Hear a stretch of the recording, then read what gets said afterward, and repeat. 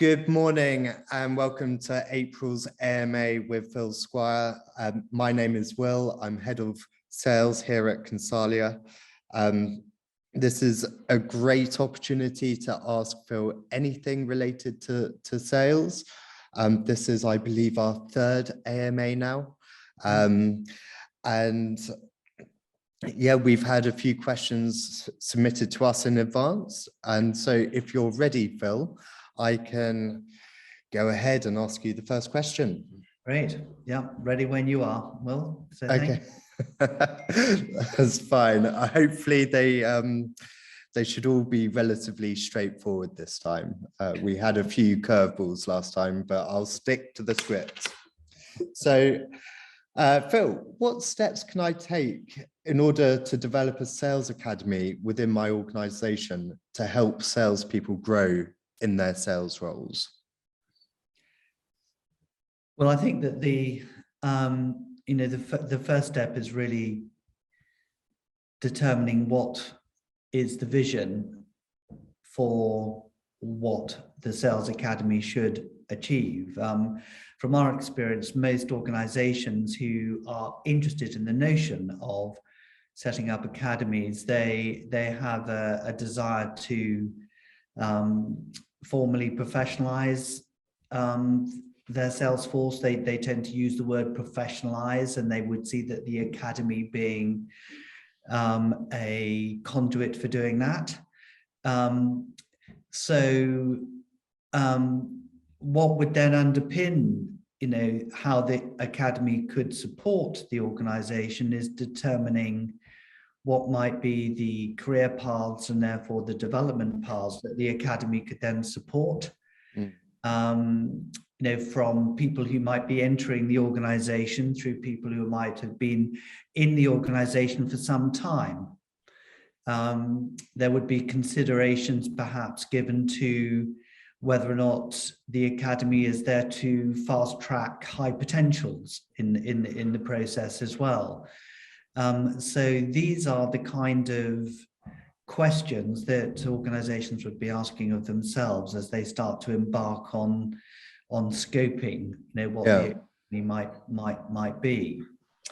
The way that, it's interesting, the word academy, it's a term that has been around for many years. I remember we set up the first academy that we ever got involved in was the Apple Sales Academy back in the late 1990s, in fact.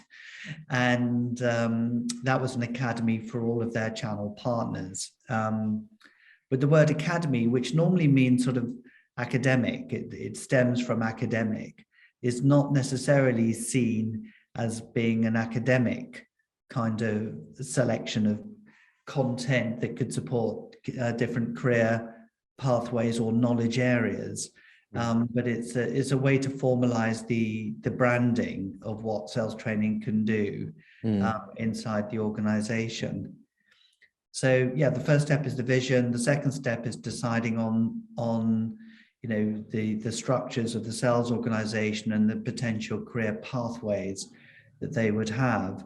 Then it's a question of deciding whether you want to have this element of fast tracking talent.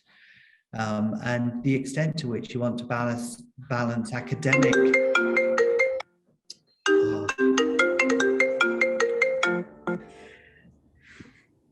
I'm really sorry about that. It's a typical Phil moment there.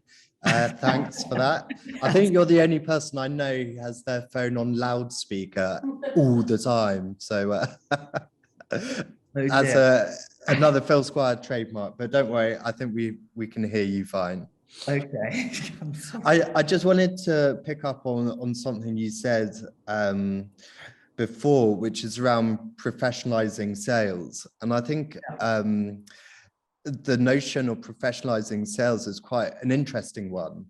And I was in this sort of awkward situation probably a couple of weeks ago now, when I mentioned, we set up academies in order to, develop a professionalizing of sales within the organization.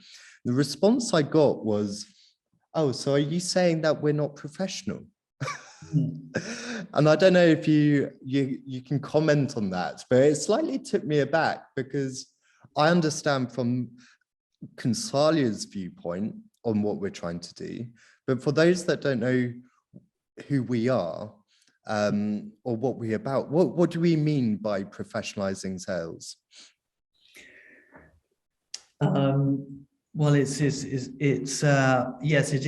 is quite, it can be quite an emotive topic, I know, and you know, I'll come back to your question in a moment, but it's there's still two questions we quite often pose on some of the programs we run, which is, what is the difference between being professional and being a professional?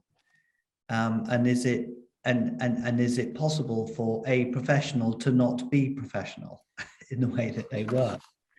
The term being professional normally is associated with some degree of formal education. And that formal education could be an apprenticeship, it could be an academic qualification, or a recognized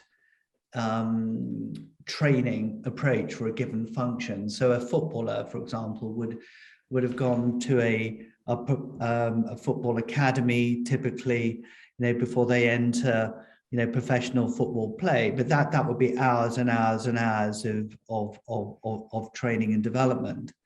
And so you could, in the instance of footballers, argue the case that they are professionals, because of the training that they've received over a period of time. In the world of sales, I think it's slightly different, depending on the culture of organizations that we work with, is that, how much professional training is actually given salespeople over a period of time. And so, yes, a salesperson, sort of may have been in sales for a certain number of years, and through that have gained a sort of considerable experience. And one could argue that perhaps they are, therefore, in every sense of the word, professional. But I think the way that we see it, as you know, is that, we argue the case that for sales as a profession to be seen as being professional, that there needs to be an underpinning education supported by a code of ethics and a code of practice, and that combination for us, is where we would see that a certain degree of professionalization has been reached. But it doesn't mean to say that someone who's not received that education is not professional in the way they go about their business. So I think you've been caught up in a little bit this debate of whether we're talking about acting, professionally or being a professional. Yeah. But possibly with people who haven't really spent a lot of time thinking about what those terms actually mean. Yeah, it's an interesting one. And the way I answered it is, within industry today, you've got doctors who can professionalize, you've got lawyers, you've got accountants, who all kind of take, take steps to better their education in order to reach a certain standard. And that's what we sort of meant by the term professionalizing sales. Yeah, so I was interested in, I was just interested to see how you would respond to that one. The same one, yeah. I think, yes, I think what's interesting is, if you look at it from the buying side, is that procurement as a specialization has grown significantly, since the 1960s, and they've really underpinned the professionalization of procurement through very well established now sort of MBA type programs for procurement specialists, and a chartered institute of procurement and supply chain as well, which has underpinned that sector. In sales, we've not really had that. So I would argue the case very strongly that we're in a catch-up position, in the sense of now, being able to offer formal sales education to customers, and now with the Institute of Sales professionals as the non-for-profit body that's there to represent, the ethical standards of the industry. So we're getting there, but in my view, we're not as well established in that respect as perhaps the people to whom we sell. And in your view, I know we are going off script a bit and throwing a few curveballs, but in your view, what would that mean to customers if there was a standardized profession of salespeople? Well, I suppose my view or my vision, I think that what would be quite interesting sort of moving forward, though I don't know if we will ever get to that stage, is where suppliers will not work with salespeople unless they have at the very minimum signed up to the code of ethics of being sales, but at the maximum received some form of qualification that enables them to be called a sales professional, just like a doctor. You would not see a doctor unless they'd received the respective medical, qualifications. Would a buyer want to receive advice from sellers unless they've had a similar levels of qualification, either to level 6 undergraduate degree or perhaps level 4, depending on the business. But I don't know if we'll ever get to that point. But I think it would be an interesting question that, as a buyer, I would want to ask a seller, which is to what code of ethics have you signed up to? Can I trust you to act in our professional interests? So maybe in your time, well, not in my time, we might get to that scenario. So maybe what, 10 years, 20 years? Would you like to put a number? Would you like to put a number on it? I don't know. I don't know if I'll put a number on it. No, but I think we are getting there, particularly with some of the emphasis around CIPD and what's happening on that front. I think we're getting there, but whether customers would want to get there, I don't know.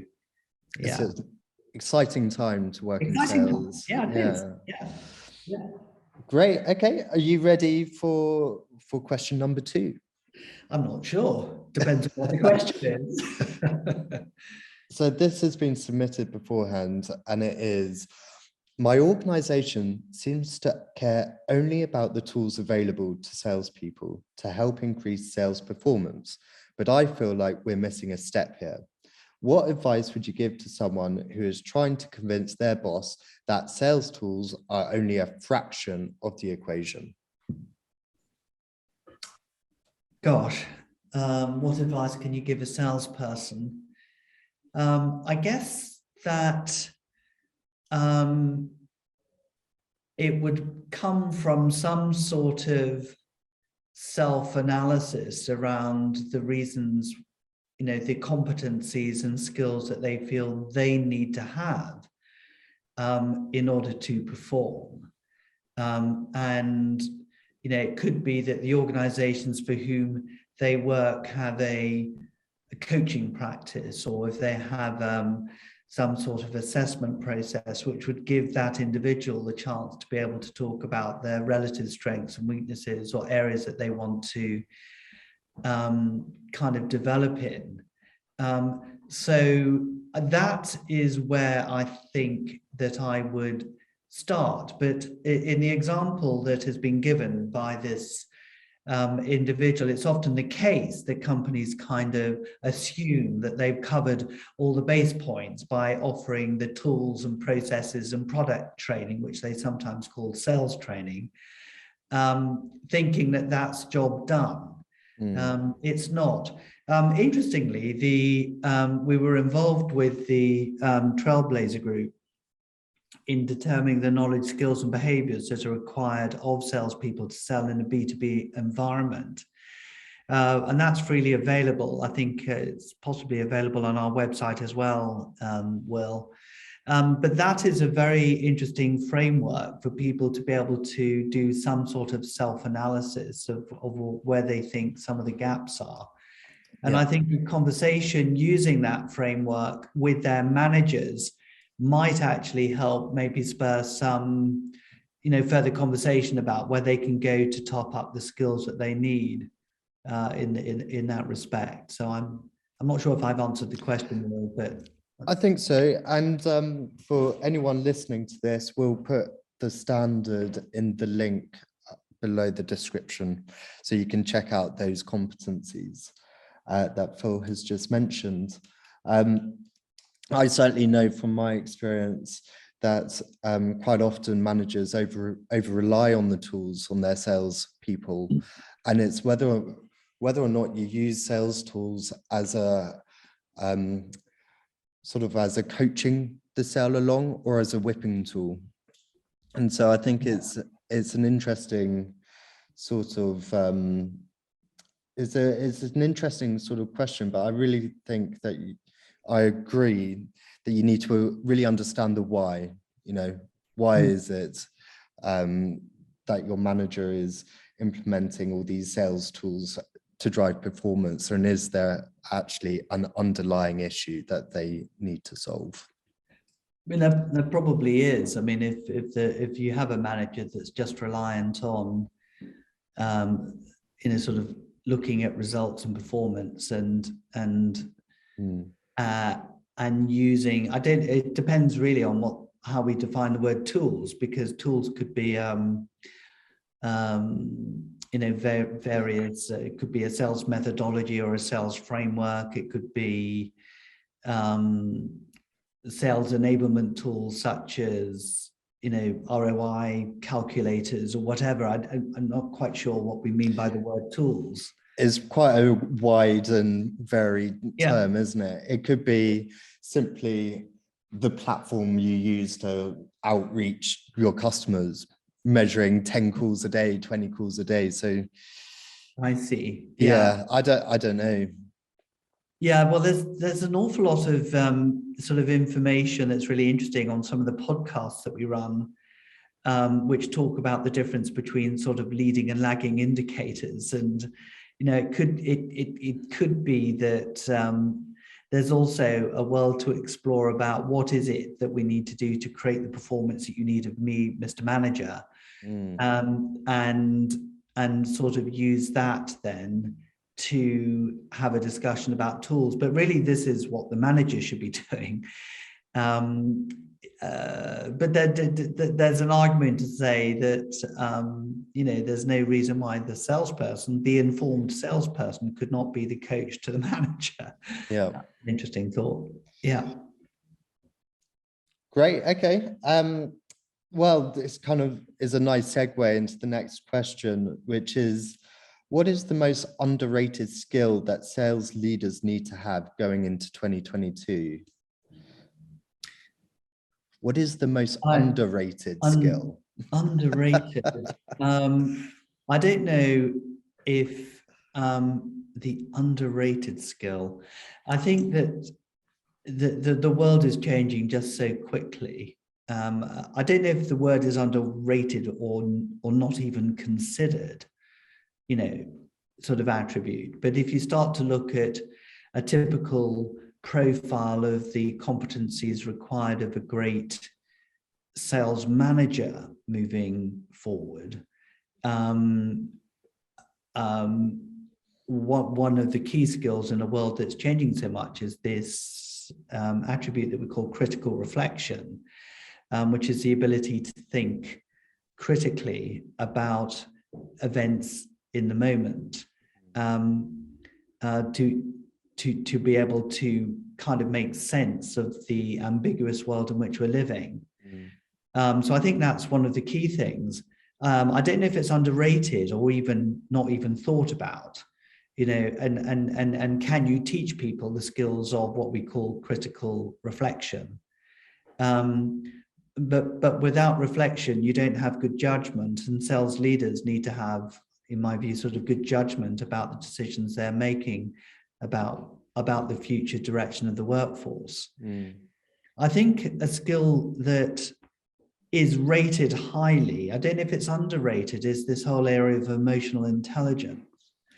And I think the importance of this has surfaced, through the pandemic, where individuals have had to work often in very, very difficult circumstances remotely.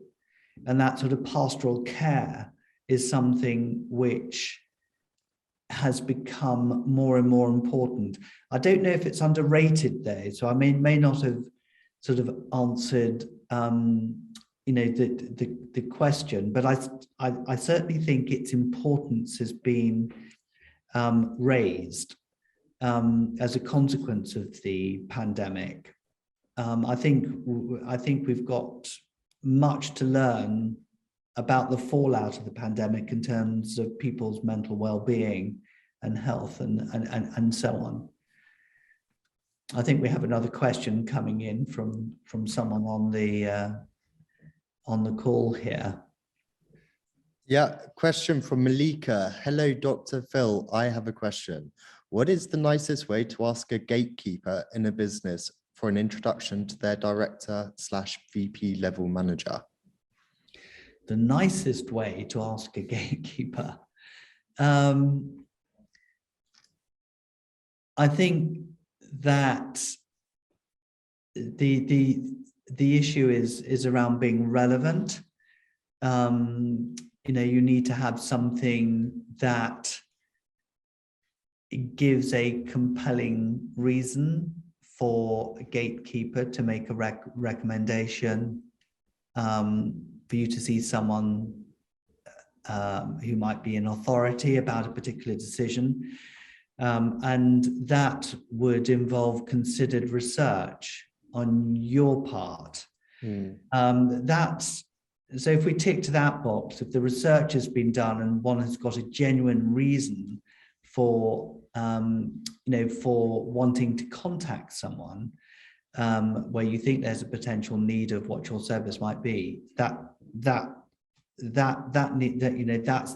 where you need to start. The second area is the manner in which you want to make the approach. I've had many people try and get through to me by being slightly arrogant. They have been quite assumptive with the gatekeepers, and this, which sort of undermines their position in the organization sometimes.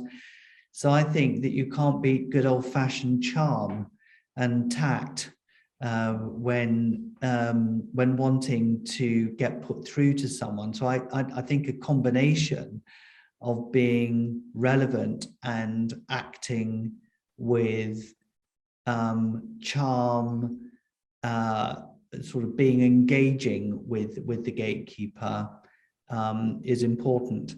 And it may take a while to build up that relationship with the gatekeeper before they're prepared to put you through. So don't expect to get instant results. Sometimes these relationships take a while to build. I think, in these days, if you ask any SDR, they probably have a huge amount of experience in how they get through gatekeepers. And I'm sure things have changed from when you were knocking on VP's doors and trying to get through the gatekeeper.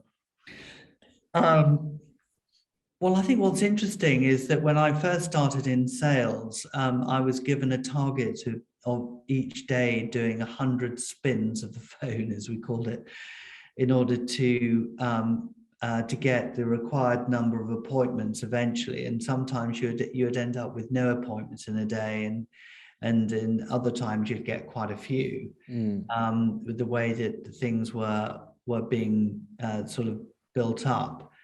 And I know in the way that I was kind of influenced to get these appointments, that I sometimes came across as being too abrasive. And in fact, I'll never forget, I had one MD of a customer, a potential client, who complained to my boss about my general persistence. And my boss actually was quite good to me. He said, Phil, don't worry about it. You need to be persistent to do this, but perhaps I'd overstepped the mark. But yes, but I think that even on using LinkedIn and, the other mechanisms of sort of, getting through to people, I think that the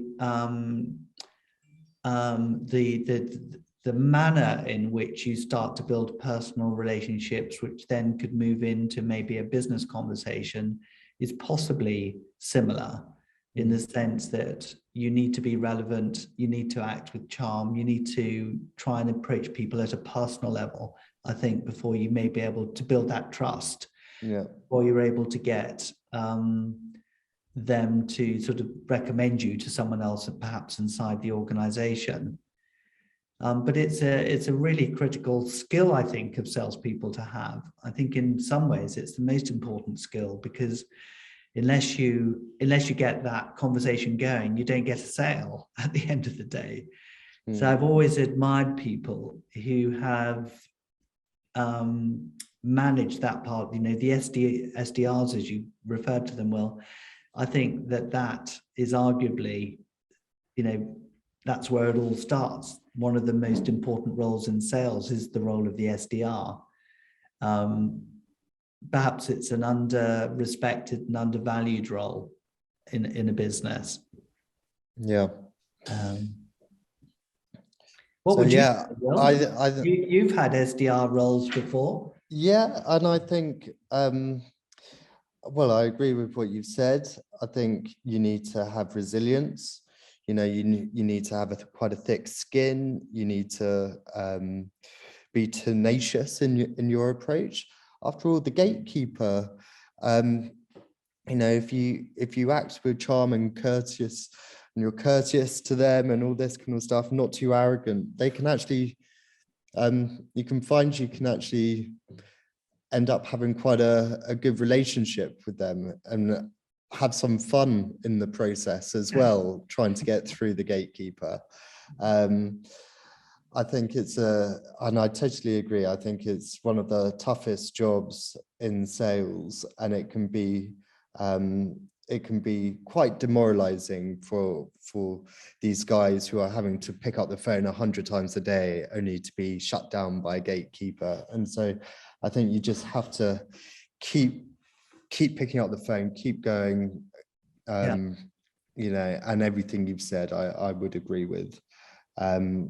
You've got LinkedIn as well. One of the most effective approaches I've had getting around the gatekeeper is actually sending direct mail. We called it swag, sending swag to the gatekeeper, or sending swag to the VP level manager. What is swag? Just something to get their attention, the reason why they should be speaking to you, but you're sending them direct mail. Yeah. So you're not going through digital channels or telecoms. You're going, you're doing something different. You're putting in the effort. So there really must be a reason why you need to speak to them. So when you say direct mail, not email, you're saying posting? Yeah, postage. Yeah. I think, yes, our client, Royal Mail, would be very pleased to hear that. And I quite agree. I think having something highly personalized arriving through the mail is going to make people sit note. Yeah, but be careful with how personalized you go, because I'm not advocating going on to someone's Facebook, finding out that they're really into horse riding and then sending them a horse riding book, for example. It needs to be relevant in terms of a business sense. So, if you've read an article, you've seen that they've been at an event, or they've written a blog post or something like that. Find something within that context that would be worthy for them to engage with you. And if you can send them anything directly to complement that, then I think that's a very effective way of getting around the gatekeeper. It's slower, but it's really effective. I think sometimes the difficulty is being able to contact the right person at the right time, and you just don't know. And as a potential supplier to a client. Yeah. And I think one of the challenges that that we're beginning to face at a strategic level is how do you keep a level of communication going with someone such that when the time is right, they will think of you and they will want to approach you. And I think this is where it becomes interesting, the link between the sellers, the SDRs, the account sales reps, and account-based marketing is kind of playing a role. Yeah. Because there's nothing worse than a salesperson calling you at the wrong time, but perhaps with a solution that you might need at some point in the future. So yeah, I think this is all about trying to increase the percentages of actually getting through to the right people at the right time. Yeah. That's the trick. Yeah.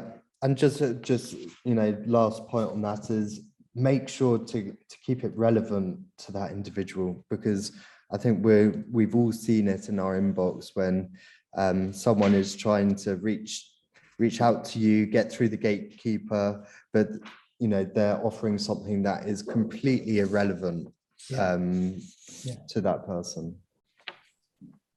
All right, great. Let's okay, maybe this is a good follow-up question. Say for context, you've got a salesperson who isn't hitting targets, they're not getting through that gatekeeper, Phil, they're underperforming. How would you coach a salesperson to transform the way they sell?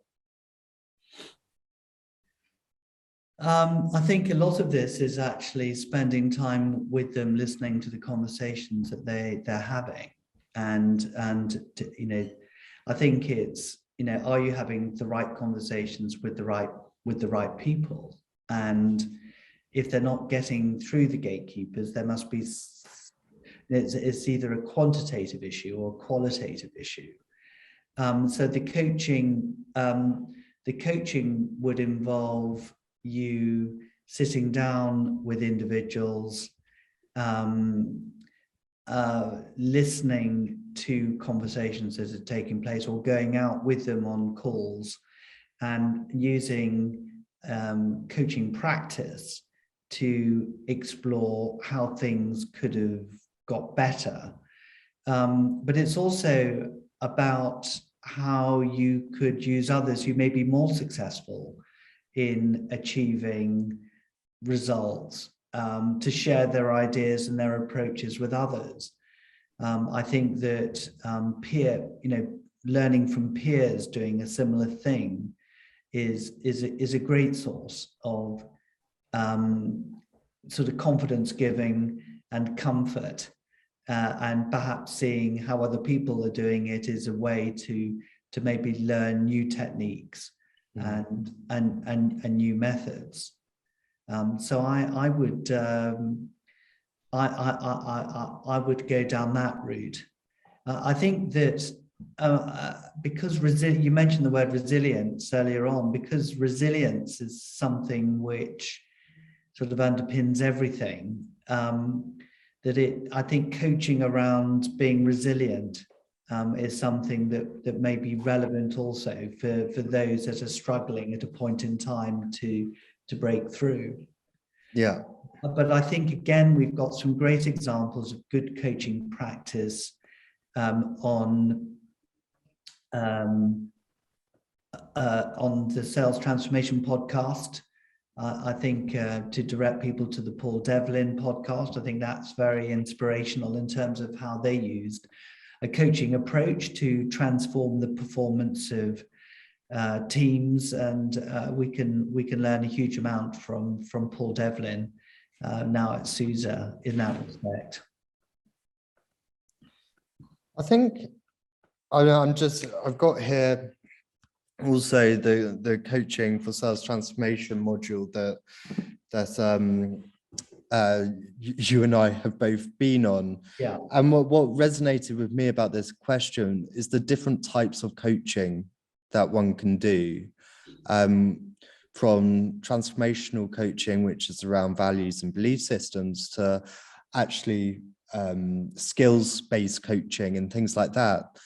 And what crossed my mind when this person asked this question was, do we as managers understand where the coaching needs to be applied? So if someone is underperforming in my team, do I need to ask them, is this about your transformation, or is this about your values and belief systems, i.e., do you want to be here? Or is this about, have I equipped my sales manager with the right skills in order to be able to hit their targets? And I think, often, being on the receiving end of, if you're not hitting numbers, if you're not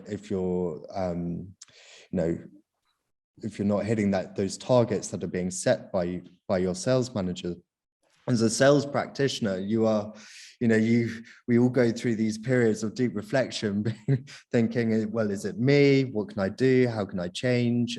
And it's up for your sales manager to be incredibly emotionally intelligent, as what you mentioned earlier in the podcast, to identify how does that salesperson need to be coached? Yeah. Yes, yeah. I can see as you're talking, sort of referring back to Cortacon's onion and the different layers. And I think you're so right. We might feel as though we're coaching to knowledge and skills, by giving them Basho techniques or whatever the techniques are to train people, to get these meetings. Whereas the issue might be to do with, is more deeper around their sort of belief system, self-belief. Could be issues to do with sort of motivation and so on. Yeah. So which go deeper, and therefore your coaching approach, needs to be adapted accordingly. But I think you raise a really good point there in how you go about coaching. Yeah. But Paul Devlin's approach to coaching and also for getting everyone in the team up to a certain standard, so that everyone in the team is hitting targets, no one's underperforming, I think is an incredible approach to sales management. And I think we have a huge amount to learn from him. So again, echoing Phil, highly recommend anyone to listen to that podcast. It's a great one. Great. Okay, and I think this might be the last question, Phil. What is the number one attribute of a top performing salesperson? Blimey. That's so difficult. Yeah. The number one attribute. Of a top performing salesperson.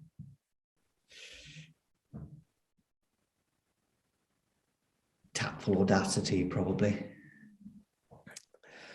What is tactful audacity? The art of knowing how not to go too far. It's the rarest attribute from all the research that we've seen yet. Provided you've got that component of trust. But I think what's interesting about the word audacity, it also implies passion as well, because you're not going to be bold unless you feel passionate about something, and so on. Can I challenge you on that one? You can. Why would you put tactful audacity above proactive creativity? Because in my mind, proactive creativity also shows a huge amount of passion. Yeah, it does. And I think both are important, to be honest, but you asked for the one. I think the one is because I've seen people who have been very creative in coming up with ideas, but they just don't have the They don't have the audacity to put it across in a really compelling way. You know, I'll never forget, we were working with a group of individuals on a big deal that was being pitched into Unilever, and we had about 12 people in the room brainstorming ways in which we could win this particular deal. And there was a quiet person in the room who didn't say much throughout the course of the 2 days, but he then came up with this sort of idea about, well, I wonder if we could do this with this help. So he was the one that came up with the idea, but he wouldn't have been the best person to have presented it to the client because he lacked the, he was quiet, he was slightly introverted, and I think that you need that boldness sometimes in a sales role. But obviously, you need to come up with, you can't have one without the other. So in that sense, I'd put the two attributes really close. I did wonder when you were asking the question whether I would put resilience in there, because so much of selling is being able to pick yourself up when things don't go well. And I would put that pretty high on the agenda as a sort of general attribute. But again, if you've got proactive, if you're proactively creative and tactfully audacious, the chances are that you will have the underpinning components of being resilient that would actually help you succeed. So yeah, I mean, there's so many things. It's like spinning plates, isn't it? If you have tactful audacity without the emotional intelligence, you won't succeed. So I find it very difficult to answer what's the one single thing that's important. I think there's a range of things that are important. Yeah, I'm surprised you didn't say customer centricity. I know. It's important. I'm assuming it. Without customer centricity, you can't. Yeah, it's really difficult. So I think it's impossible, isn't it, to just have one attribute. Yeah. You can't. You need a multitude of attributes, and I think, it's important to exhibit all of them. Yeah, I mean, maybe if there's one approach to life which one could argue is the most important attribute, and that could be a growth mindset. The ability to want to learn and self-develop, and that approach to life will hold you in very good stead, whatever you do, whether it's in sales or anything. So perhaps one could argue it's your approach to self-reflection, to discovery, to learning. Yeah, the most important. But I think assuming you've got the growth mindset in a sales context, I think we're down to a number of different things, whether it's tactful audacity. Yeah. I wonder if there's a funnel where at the top of the funnel, you have a sort of positive mental attitude. As you go down, you have the growth mindsets. And then as you go further down the funnel, you then start having the attributes that customers want to see, like customer centricity, proactive creativity, but it all starts with the mindset of the individual. Yeah. I think that's right. I think that often when we interview sales directors about, what would you rather, people with the relevant, the right skills but the wrong mindset, or people with the right mindset but the wrong skills? And they invariably say, give us people with the right mindset and we can do amazing things. And I think that that underpins so much of our philosophy in how we approach the development of salespeople. Yeah. Yeah. And I think it manifests not just within sales, but as you say, within life. how you approach different things. Yeah. Mindset is so key. There's Yeah. enough development books out there that talks about mindset as being key, isn't there? Yeah, I've just read David Goggins' You Can't Hurt Me, ex-Navy SEAL. He also believes it's all in the mindset. So it's quite an interesting topic. Sweet. Okay. So I think on that note, on Phil's phone going off, he's a busy CEO, we should say goodbye. And thank you everyone for listening.